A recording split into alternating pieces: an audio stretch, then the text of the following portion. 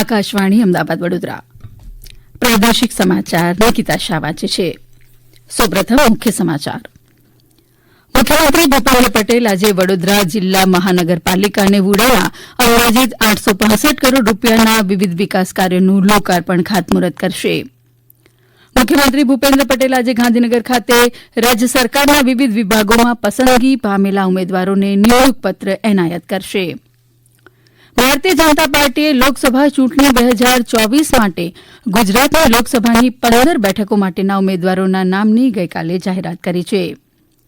કેન્દ્રીય મત્સ્ય ઉદ્યોગ મંત્રી પુરૂષોત્તમ રૂપાલાએ ગઈકાલે દીવ ખાતે માછીમારી ક્ષેત્રના 3 પ્રોજેક્ટનો પ્રારંભ કરાવ્યો અને રાજ્યમાં યાત્રાધામ અને તીર્થસ્થાનોના વિકાસ માટે 595 કરોડ રૂપિયાના 9 પ્રોજેક્ટ હાથ ધરાયા છે. સમાચાર વિગતવાર. મુખ્યમંત્રી ભૂપેન્દ્ર પટેલ આજે વડોદરા જિલ્લા મહાનગરપાલિકા અને વુડાના અંદાજિત 862 કરોડ રૂપિયાના વિવિધ વિકાસ કાર્યોનું લોકાર્પણ અને ખાતમુહૂર્ત કરશે. જેમાં નવી કલેક્ટર કચેરીનું લોકાર્પણ, ડભોઈ તાલુકા પંચાયત ભવનનું લોકાર્પણ, પાલેજ નારેશ્વર રસ્તાની મજબૂતાઈ અને આંગણવાડી ઇમારતોના ખાતમુહૂર્ત સહિતના વિવિધ વિકાસ કાર્યોનો સમાવેશ થાય છે. આ તકે મુખ્યમંત્રીના હસ્તે 525 જોઅર ક્લાર્કને નિમણૂક પત્રો પણ એનાયત કરવામાં આવશે. મુખ્યમંત્રી સાંજે શિવનાથ ધામ હવેલી મંગલનું ભૂમિપૂજન કરી હોળી રસિયા સંઘ ફૂલફાક કાર્યક્રમમાં પણ સહભાગી થશે. મુખ્યમંત્રી ભૂપેન્દ્ર પટેલ આજે ગાંધીનગર ખાતે રાજ્ય સરકારના વિવિધ વિભાગોમાં પસંદગી પામેલા ઉમેદવારોને નિમણૂક પત્રો એનાયત કરશે. ગુજરાત જાહેર સેવા આયોગ, ગુજરાત ગૌણ સેવા પસંદગી મંડળ અને ગુજરાત પંચાયત સેવા પસંદગી મંડળની વિવિધ જગ્યાઓ પર નિમણૂક પામેલા 1990 ઉમેદવારોને મુખ્યમંત્રીના હસ્તે નિમણૂક પત્ર એનાયત કરાશે. આ પ્રસંગે મંત્રીશ્રી કુંવરજી બાવળિયા, ભાનુબેન બાબરિયા અને બચુભાઈ ખાબડ ઉપસ્થિત રહેશે. ભારતીય જનતા પાર્ટીએ લોકસભા ચૂંટણી 2024 માટે ગુજરાતની લોકસભાની 15 બેઠકો માટેના ઉમેદવારોના નામોની ગઈકાલે જાહેરાત કરી છે.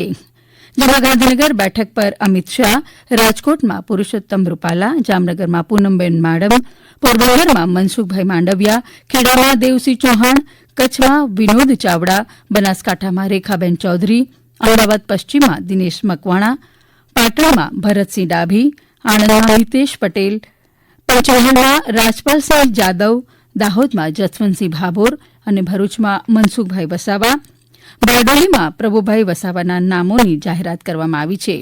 જ્યારે નવસારી લોકસભા બેઠક પર સી.આર. પાટીલને રિપીટ કરાયા છે. નોંધનીય છે કે ભારતીય જનતા પાર્ટીએ ગુજરાતની 26 બેઠકોમાંથી 15 બેઠકના ઉમેદવારોના નામોની જાહેરાત કરી છે. ગાંધીનગર બેઠક પર શ્રી અમિત શાહના નામની જાહેરાતને ભાજપ કાર્યકર્તાઓએ ઉત્સાહભેર વધાવી ઐતિહાસિક લીડ સાથે જીતનો વિશ્વાસ વ્યક્ત કર્યો છે. ભરૂચ બેઠક પર મનસુખ વસાવાનું નામ જાહેર થતાં નર્મદામાં ભાજપ કાર્યક્રમોમાં ભારે ઉત્સાહ જોવા મળ્યો. અમારા પ્રતિનિધિ જણાવે છે કે મનસુખ વસાવાને સતત 7મી વખત ટિકિટ મળતા કાર્યકરોએ ફટાકડા ફોડી ખુશી મનાવી હતી અને જીતનો વિશ્વાસ વ્યક્ત કર્યો હતો. દરવડિયામાં બાબુભાઈ પટેલને 4થી વાર ટિકિટ અપાતા કાર્યકર્તાઓ દ્વારા તેમનું સ્વાગત કરાયું હતું. કચ્છ બેઠક પર વિનોદ ચાવડાનું નામ જાહેર થતાં કાર્યકર્તાઓએ ઢોલના તાલે ઉજવણી કરી હતી. બારડોલી બેઠક પર પ્રભુભાઈ વસાવાનું નામ જાહેર થતાં સમર્થકોએ ખુશી વ્યક્ત કરી હતી. કેન્દ્રીય મત્સ્ય ઉદ્યોગ મંત્રી પુરૂષોત્તમ રૂપાલાએ ગઈકાલે દીવ ખાતે માછીમારી ક્ષેત્રના 3 મહત્વપૂર્ણ પ્રોજેક્ટનો પ્રારંભ કરાવ્યો છે. જે અંતર્ગત કુલ 157.31 કરોડ રૂપિયાના ખર્ચે સાગરમાલા પરિયોજના અંતર્ગત દીવ પોર્ટ અને વણાકબારામાં ડ્રેજિંગ કાર્યની શરૂઆતની જાહેરાત કરવામાં આવી છે. આ સાથે પ્રધાનમંત્રી મત્સ્ય સંપદા યોજના અંતર્ગત 93.17 કરોડ રૂપિયાના ખર્ચે 3.5 કિલોમીટરથી વધુ ક્ષેત્રમાં દીવના વણાકબારામાં અત્યાધુનિક ફિશિંગ હાર્બરના વિકાસ કાર્યોની સૈદ્ધાંતિક મંજૂરીની જાહેરાત કરાઈ હતી. તેમાં માછલીના વર્ગીકરણ અને ગ્રેડિંગ, પેકિંગ, હોલ અને અન્ય જરૂરી સવલતો માટે વિકાસ સુવિધા ઉપલબ્ધ હશે. આ ઉપરાંત માછીમારોને પ્રોત્સાહન અને રાહત આપવા માટે તેમણે હાઈસ્પીડ ડીઝલના વેચાણ પર 13.5% વેટ માફ કરવાની ઐતિહાસિક જાહેરાત પણ કરી હતી. માછીમાર પરિવારોની સામાજિક અને આર્થિક સ્થિતિ સુધારવા લીધેલા મહત્વપૂર્ણ નિર્ણયોથી માછીમારોની આવકમાં વધારો થશે. આ સમાચાર આપ આકાશવાણીના અમદાવાદ વડોદરા કેન્દ્ર પરથી સાંભળી રહ્યા છો. રાજ્યના યાત્રાધામ અને તીર્થસ્થાનોના વિકાસ માટે 595 કરોડ રૂપિયાના ખર્ચે 90 પ્રોજેક્ટ હાથ ધરાયા છે. ઉલ્લેખનીય છે કે રાજ્ય સરકાર રાજ્યના નાના મોટા તમામ તીર્થસ્થાનો યાત્રાધામોને સ્વચ્છ અને સુવિધાયુક્ત બનાવી તેના વિકાસ માટે પ્રતિબદ્ધ છે, જેના પરિણામે યાત્રાધામોનો સર્વાંગી વિકાસ થઈ રહ્યો છે.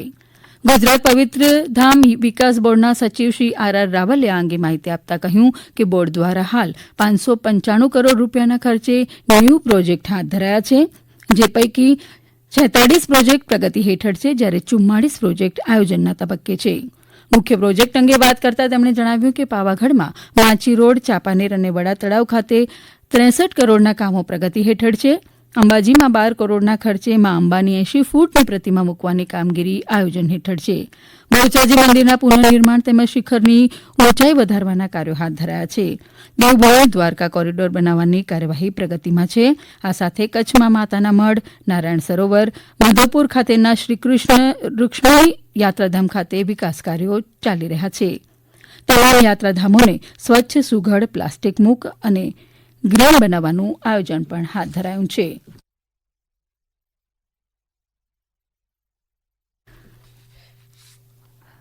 રાજ્યના જળ સંપત્તિ મંત્રી કુંવરજી બાવળિયાએ ગઈકાલે રાજકોટના જસદણ વિંછિયા તાલુકામાં 12.97 કરોડ રૂપિયાના વિકાસ કામોના ખાતમુહૂર્ત કર્યા.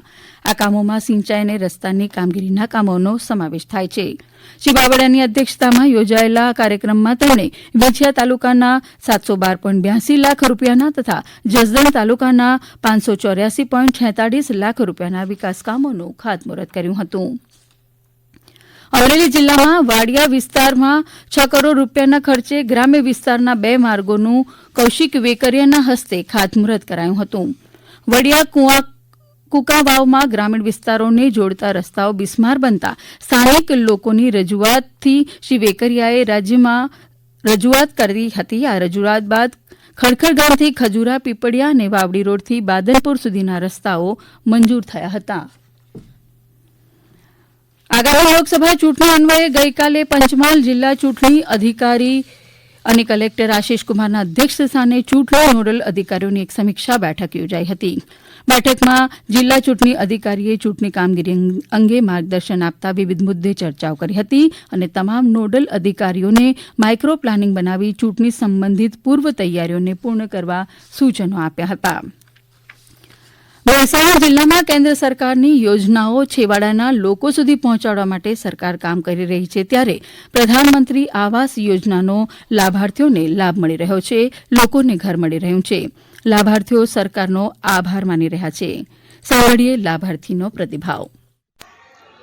મારું નામ પ્રજાપતિ ડાયાભાઈ મોહનભાઈ, રહેવાસી ઇન્દિરાનગર. 3 વર્ષ પહેલાં મારું મકાન એકદમ ઝૂંપડપટ્ટી હતું.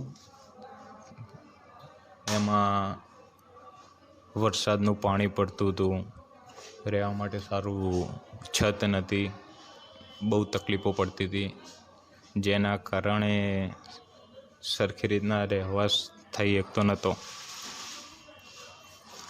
પછી પ્રધાનમંત્રી આવાસ યોજનાની જાણ થઈ, જે અમે નગરપાલિકામાં જઈને એમાં લાભ લીધો અને લાભ દ્વારા અમને મકાન બનાવી આપવામાં આવ્યું, કલર સાથેનું, ધાબુ બાબુ ભરીને કમ્પ્લીટ. હું નરેન્દ્રભાઈ મોદીનો આભાર માનું છું કે મને પાકું રહેવાસી મકાન મળ્યું. સશક્ત મહિલા સશક્ત ભારત સાથે રાજ્ય સરકાર દ્વારા કાર્યરત કરાયેલી વિવિધ કલ્યાણકારી યોજનાઓ થકી મહિલાઓને આત્મનિર્ભર બનાવીને સમાજના મુખ્ય પ્રવાહમાં જોડવામાં આવી રહી છે. તેના ભાગરૂપે રાજકોટમાં મધ્યપ્રદેશ નિયામક રોજગાર કચેરી દ્વારા રોજગાર ભરતી મેળો યોજવામાં આવ્યો હતો. આ રોજગાર ભરતી મેળામાં વિવિધ ક્ષેત્રની 11 ખાનગી કંપનીઓ સહભાગી બની હતી. ભરતી મેળામાં સ્નાતક, અનુસ્નાતક તથા અન્ય ડિગ્રી ધરાવતી 120થી વધુ વિદ્યાર્થીઓએ ભાગ લીધો હતો. મુખ્ય સમાચાર ફરી એકવાર. મુખ્યમંત્રી ભૂપેન્દ્ર પટેલ આજે વડોદરા જિલ્લાની નગરપાલિકાની વુડાના અંદાજિત 865 કરોડ રૂપિયાના વિવિધ વિકાસ કાર્યોનું લોકાર્પણ અને ખાતમુહૂર્ત કરશે. મુખ્યમંત્રી ભૂપેન્દ્ર પટેલ આજે ગાંધીનગર ખાતે રાજ્ય સરકારના વિવિધ વિભાગોમાં પસંદગી પામેલા ઉમેદવારોને નિમણૂક પત્રો એનાયત કરશે. ભારતીય જનતા પાર્ટીએ લોકસભા ચૂંટણી 2024 માટે ગુજરાતની લોકસભાની 15 બેઠકો માટેના ઉમેદવારોના નામની ગઈકાલે જાહેરાત કરી. કેન્દ્રીય મત્સ્ય ઉદ્યોગ મંત્રી પુરુષોત્તમ રૂપાલાએ ગઈકાલે દીવ ખાતે માછીમારી ક્ષેત્રના 3 પ્રોજેક્ટનો પ્રારંભ કરાવ્યો અને રાજ્યમાં યાત્રાધામ અને તીર્થસ્થાનોના વિકાસ માટે 595 કરોડ રૂપિયાના 9 પ્રોજેક્ટ હાથ ધરાયા છે. આ સાથે આકાશવાણીના અમદાવાદ વડોદરા કેન્દ્ર પરથી પ્રાદેશિક સમાચાર પૂરા થયા.